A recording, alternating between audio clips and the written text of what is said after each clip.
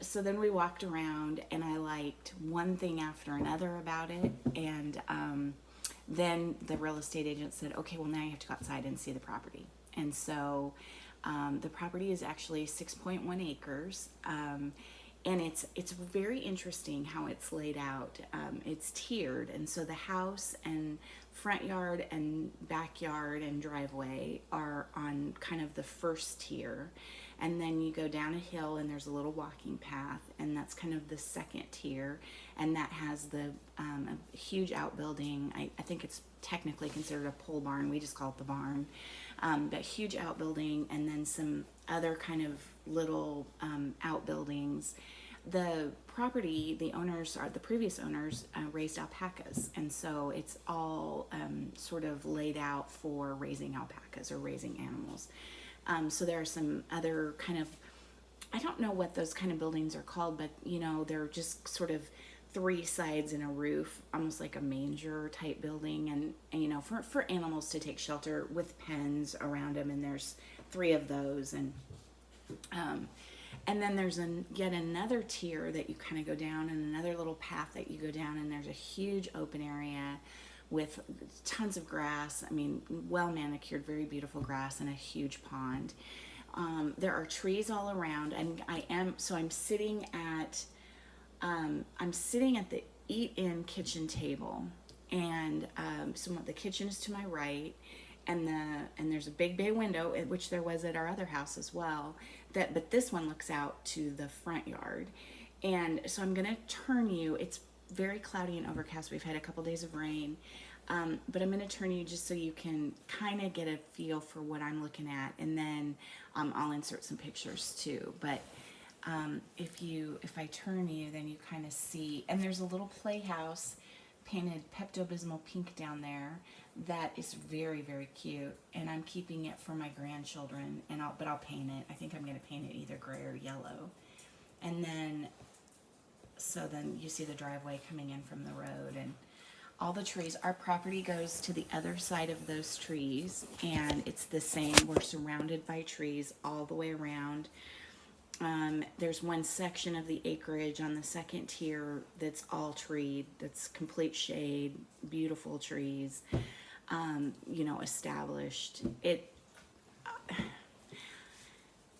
I fell in love. It was absolutely love at first sight. The house itself was an earth home. So it was built in 1994. It was a one-story home built into the side of a hill. I need to do some more research on earth homes. It still is an earth home, but they changed it. And so what they did is, I think in 2005 or maybe 7, they decided to add a second story to the home and a huge great room in the back. They tore down walls and opened it up. It's very much on the main level, very much open concept.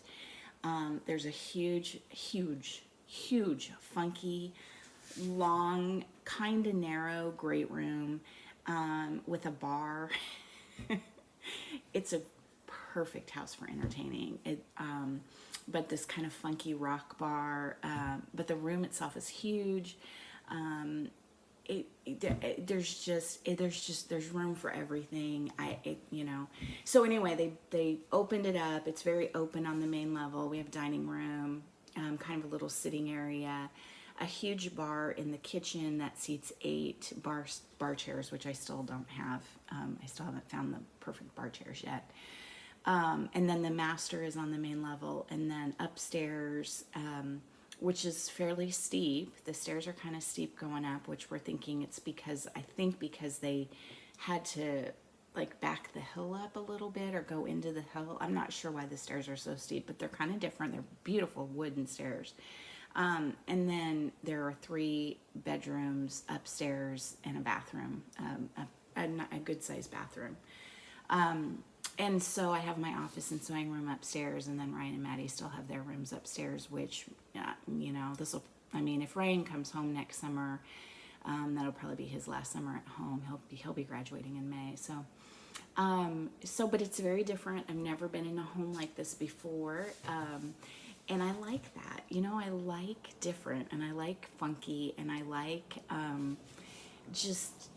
it was a huge challenge to figure out where my furniture goes, because this house could not be more different from our other home.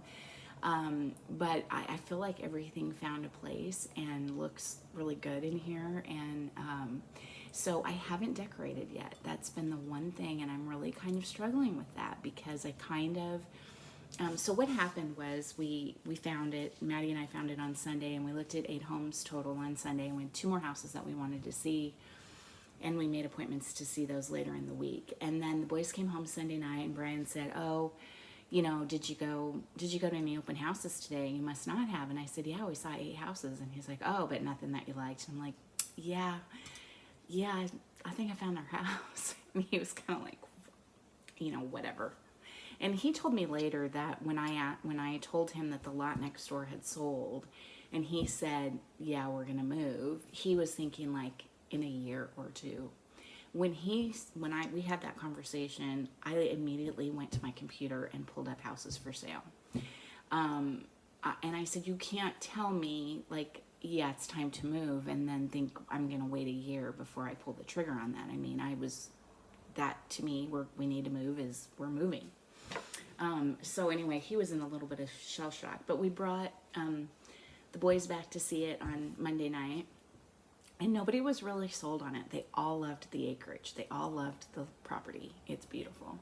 But none of them were really sold on the house. Like I said, it's funky, very different. And they didn't think our furniture would fit, and they didn't think it would like work. I have a lot of antiques, and they weren't sold on it. And so then we asked to see it again later in the week, and hired a real estate agent, and started going about the kind of twofold, trying to get our house on the market and then, make an offer on this house. And so long story short, that was on June 28th, and here it is September 10th, and we moved in, I'm trying to think of what day, we moved in on the 17th of August. So it's been crazy. We sold our house. So my oldest daughter, Caitlin, is a real estate agent, and she came out, and like 2 weeks after we saw this house and had made an offer on this house, she came out and helped us stage our house in Waterloo, and put a whole bunch of stuff, like most of my furniture in storage, almost all of my antiques in storage, and like took down pictures and just completely redid the house. It was echoing by the time she was done, but it was kind of fun to have a different look. And then we put our house on the market maybe 2 weeks later, and it sold in 5 days. And so we had an offer. We had an open house on a Sunday. That was the first day it was on the market.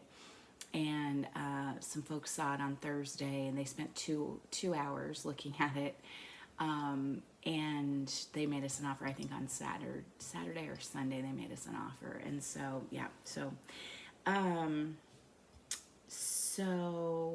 so we've closed, and, we're in it, and yeah, it's very exciting. Lots to do. The landscaping, particularly in the backyard, will need some work over time. But nothing that's major.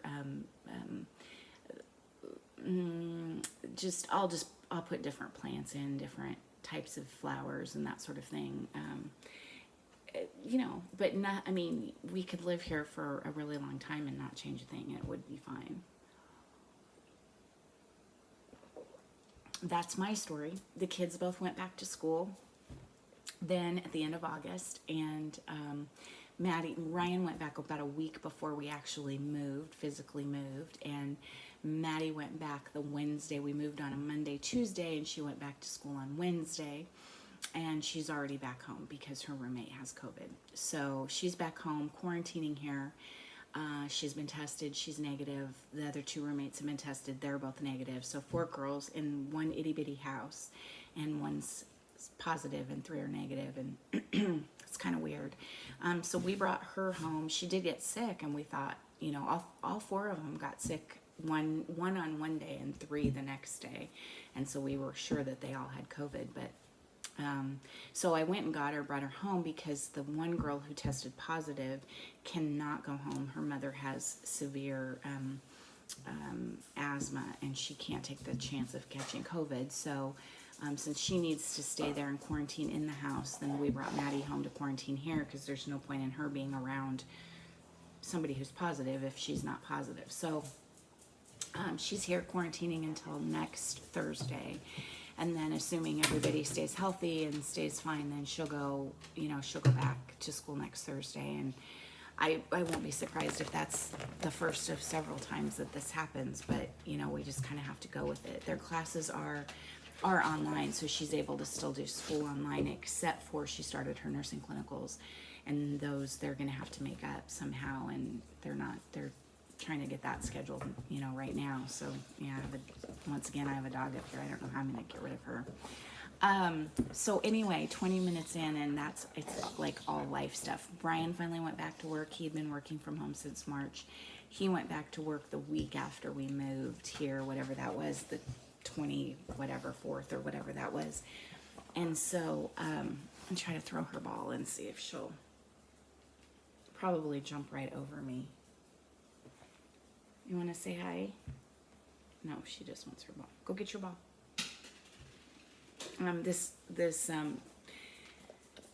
This little area in the kitchen has a bay window, and it has a built-in window seat, and so the dogs love to get up here and look out the window and watch the squirrels. And the nice thing is there's nothing for them to bark out because they can't see cars going by. We can't see the road.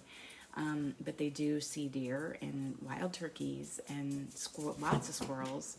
And so occasionally there is barking, although not nearly as much as there was at the other house. But now she's just going to kind of kill me with her ball. Okay, so anyway, and that all being said, I did almost no stitching June, July, or August. It was just, life was just absolutely banana cakes crazy. And I guess two kind of really bad things that happened in the midst of all of this, and they're not bad, like they're not permanently bad, but I've lost two things. I've misplaced two things. So I made something for a friend and FFO'd it, stitched it up and FFO'd it, and kept it in my office in a special spot where I would know, and I was going to pack it with things that I knew I would need immediately once we moved, and yada yada yada, and we get here and I unpack everything and I can't find it. So I had to restitch that for her and re-FFO it. And I was going to send her the chart because the chart had other really cute ornaments in it that I knew she would like. And so I couldn't restitch the identical one because I can't find the chart. So I stitched her something else, and anyway. And then I was doing the sisters, the Barbara Anna Design Sisters Stitch Along with Susie Reno, where we were gonna send the top half, and we were gonna stitch both halves and then cut them and send half to the other person and then attach them and stitch them together and blah, blah, blah, blah, blah. And I can't find that anywhere. I'm sure they're together. So we still have some things in storage. We made 3 trips this weekend to storage in an effort to find it. And I know they're somewhere. They're likely in the barn.